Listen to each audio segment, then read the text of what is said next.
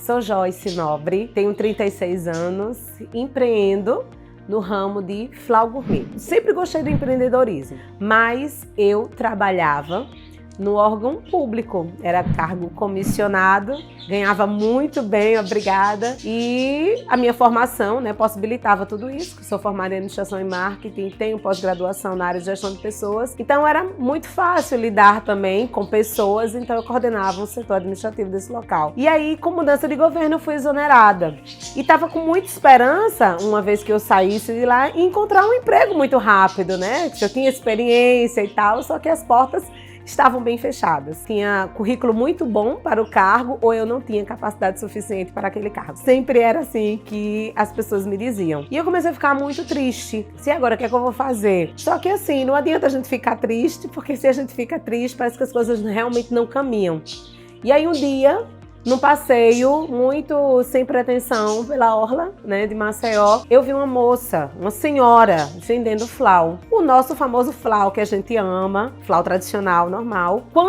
Na verdade, eu nem sabia que aquela senhora estava vendendo. Eu perguntei a uma menina que estava tomando o flau. Eu fiz, onde é que você comprou esse flau? Ela, aquela moça. Quando eu olhei, fiquei procurando quem era a moça, porque ela não estava caracterizada, ela não estava com, sabe, flau da Dona Ju, flau de qualquer coisa, não estava. Aí eu fiquei com aquilo na cabeça. Então, como eu sou formada em marketing, eu fiquei doida. Meu Deus, se essa mulher tivesse, pelo menos caracterizar com um isoporzinho que dissesse que ali tinha flau, não tinha mais nenhum flau ali. Comprei o flau dela, tava muito gostoso e fui pra casa com isso. Cheguei em casa e falei, vamos fazer flau. Marcos, você tá doida, meu esposo, você tá doida, eu ainda vou chamar a minha irmã. E aí, como é que vai ser? Eu disse, não, vai ser o flau. E como tem um pouquinho, sei mexer em design, né, sou arte finalista, então construí a logomarca, construí tudo direitinho. Então era um flau para ter uma logomarca, para ter uma personalidade. Queria resgatar aquele gostinho da infância, que era muito importante para mim, porque acho que era isso que me fazia cada vez mais amar esse sorvete, que é o resgate, lembrar da minha avó, lembrar das minhas amigas sentadas na calçada, na Barra Santo Antônio. Então, isso era muito importante para mim. Eu achava que isso também deveria ser importante para outras pessoas também, porque todo mundo tem uma lembrança com flau. E aí nasceu o Flau Irmãs Nobre naquela época. Depois de um tempo, minha irmã saiu do negócio, seguiu o negócio dela, né? E eu continuei no Flau Irmãs Nobre, que depois reposicionei a marca para Flau Nobre MCZ. Nessa ocasião, eu fui para a rua vender. Foi um momento um tanto difícil, né? Porque a gente que é formada, a gente que estudou muito, precisa se despojar de muitos sentimentos, de muitos valores, de muito preconceito, para dizer, eu vou pegar a caixinha de isopor e eu vou para a porta da universidade a qual eu tenho pós-graduação, né? Para algumas pessoas foi, poxa, Joyce, que coragem. Para outras foi, que menina incompetente, não conseguiu arranjar nada, então incompetência. Até eu entender o que realmente eu fazia, me machucava os olhares de pena.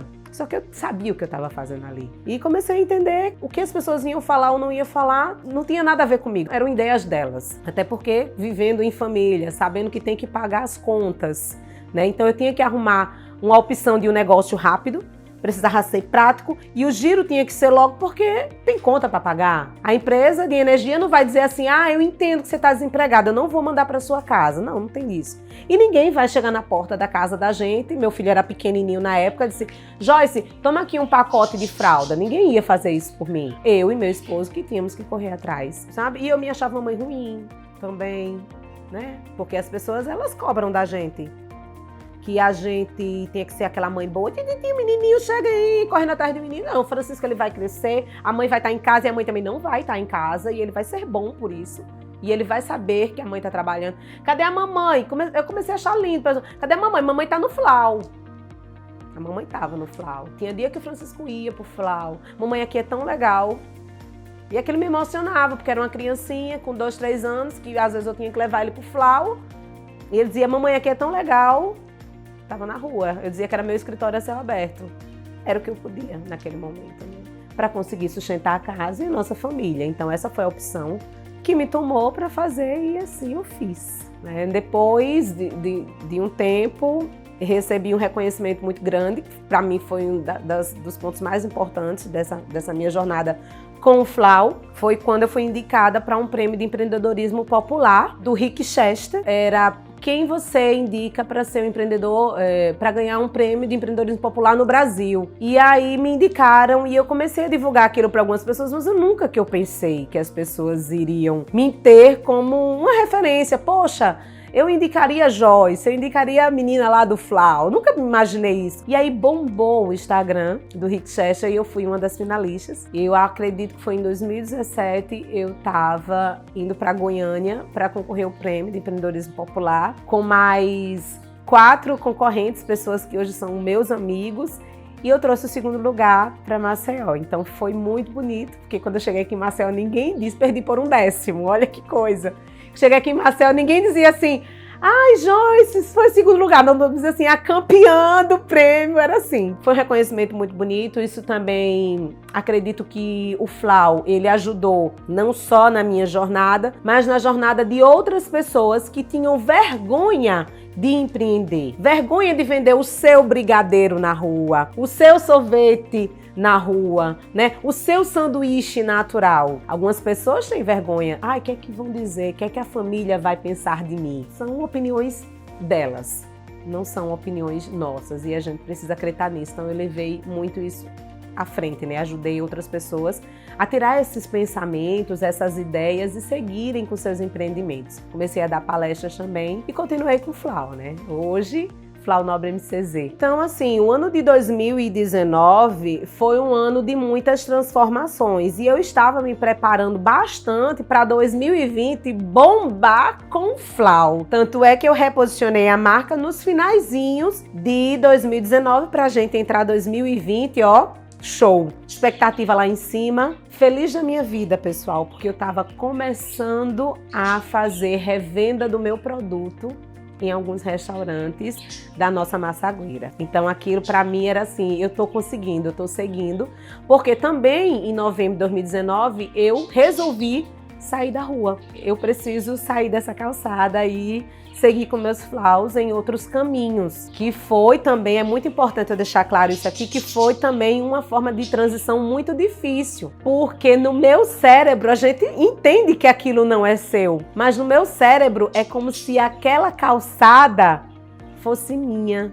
E aquilo me doeu, eu me emociono quando eu falo assim, sério. Parecia que aquela calçada ali era minha. E aí isso eu fui procurar psicólogo, fui procurar me cuidar, fui procurar acertar tudo na minha cabeça. E ser grata por aquele pedacinho de chão que estava ali, que me fez viver aqueles momentos ali. Ser grata àquela instituição que em momento nenhum disse, menina, saia daí. Então eu agradeci, honrei todo aquele pedacinho e entendi que aquilo ali não é meu. E que ali, dali por diante eu tinha que procurar outros caminhos para o Flau, para que ele crescesse. Aí chega 2020, pandemia. Ave Maria, como foi difícil. Como foi difícil. Acho que não só para mim, mas para empreendedores como eu, popular, né, que estava na rua, como também grandes empreendedores. Eu comecei a sentir que as pessoas tinham medo de tomar Flau. Eu vou não, menina, chupar Flau para gripar? Eu não vou não chupar gelado, vou não tomar gelado não. Era essas coisas que eu escutava. Cada vez que passava mais eu ficava nervosa com essa mentalidade. Então como fazer as pessoas mudar? Explicar que não era o gelo que ia fazer elas adoecerem, não era assim. Então comecei comunicando nas redes sociais sobre isso e explicando a nova embalagem, como que as novas, que precisava de muita higiene, né? O coronavírus, poxa. Então, a embalagem ela vem assim, o saquinho assim, e explicava toda a manutenção para até chegar ao cliente. E aí eu comecei a notar que as vendas começaram a acontecer aos poucos, muito caiu assim de 80% as vendas do Flau. E caiu muito, muito, muito. Foi muito triste. A gente vê o negócio caindo e aí não é mais aquela renda dentro de casa. E o que fazer? Nesse o que fazer, eu não desisti do Flau em momento nenhum. Mas, mediante tantas coisas que a gente estava vendo acontecer ao nosso redor, pessoas morrendo, pessoas adoecendo e pessoas perdendo o negócio, empresas grandes que a gente admirava falindo. E eu comecei a fazer uma análise, uma autoanálise. O que é que eu, Joyce, estou fazendo da minha vida? O que é que eu estou fazendo para ser feliz? Porque se você começar a analisar, negócio é negócio. E a sua vida? E a sua família?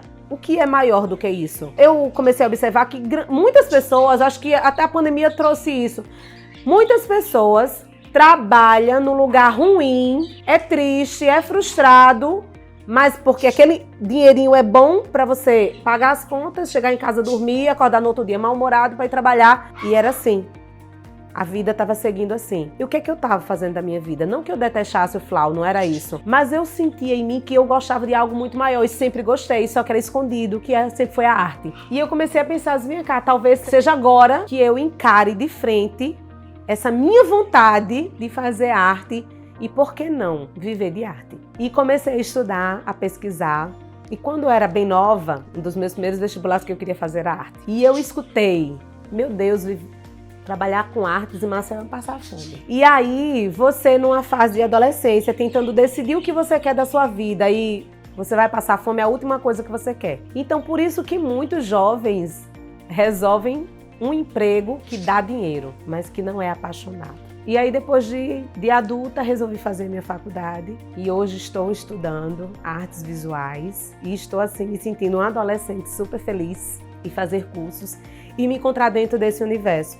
Foi quando eu comecei a fazer um novo plano de ação e o que eu sei fazer de artes. E aí começou a nascer aos poucos o Nobre Viver de Arte, porque eu dependo dele também bastante hoje, mas precisa ser aos poucos. E aí o Nobre Viver de Arte já está aí, estou trabalhando com paredes, ressignificando lares. Aquele cantinho da sua casa que você não vê tanto gosto, não é tão bonito, mas se tivesse uma pintura ali, que deixasse aquele ambiente mais bonito, aquele ambiente mais feliz, mais a sua cara, seria muito mais bonito. Então, essa pintura personalizada e única, eu trouxe também para vasos e cachepóis de sementes produzidos à mão por mim, que está me deixando extremamente feliz. Aí assim, aí vem aquela pergunta, ô Joyce, por que tu nunca empreendesse com artes lá atrás, antes mesmo do Flau? Porque me faltava coragem. Eu não estava amadurecida e eu acredito também que todas as dificuldades que eu vivi com o Flau me fizeram ser a pessoa que eu sou hoje. E dizer, hoje eu vou enfrentar isso. Hoje eu quero viver isso. Hoje eu mereço viver isso. Eu quero ser feliz fazendo isso. A gente esquece um pouquinho dessa nossa felicidade porque existem várias outras coisas na frente que a gente coloca. É a conta de luz, é uma viagem, é não sei o quê. A gente pode conseguir tudo isso, mas por que a gente não se olha primeiro, não se acolhe primeiro, sabe? Esse amadurecimento, assim, e aí vem essa questão de mãe empreendedora e fazendo essa transição. Eu acho que tudo isso foi capaz, porque antes de ser mãe, porque a maternidade me ensinou a ser empoderada. O que eu noto muitas vezes aí que as mulheres dizem assim, depois que o meu filho nasceu, eu virei uma leoa. Ninguém pode mexer com ele. Tá certa. E com você? Quem pode mexer com você? Então hoje minha fala com minhas amigas, com outras pessoas que eu conheço, sempre é assim. Eu sou uma leoa primeiro para mim. Porque antes de ser mãe, eu sou a Joyce. Antes de ser a menina do Flau, eu sou a Joyce. E é importante eu saber quem eu sou. Sabe? Isso eu falo para qualquer outra mulher, sabe? Até vocês que estão assistindo, que querem empreender, que ainda não se entendem nesse contexto todo, porque depois que a gente vira mãe, a gente fica meio... escuta tanta coisa dos outros, escutar mais o coração. A maternidade, o que faz muita gente ficar capenga, eu desisti disso depois que eu virei mãe, me transformou numa pessoa muito melhor e muito mais empoderada, mas não só pro lado de a Joyce mãe, mas a Joyce mulher. Comecei a notar que eu precisava ser uma mulher muito forte, muito firme para poder criar meu filho, para poder administrar os meus negócios, para ser uma boa esposa para o meu marido e para dar conta da casa, porque não tem ninguém que faz por mim. Eu tenho que lavar prato, tenho que arrumar a casa, tenho que preparar o almoço na hora do almoço, tenho que fazer o leitinho do menino quando ele quer dormir.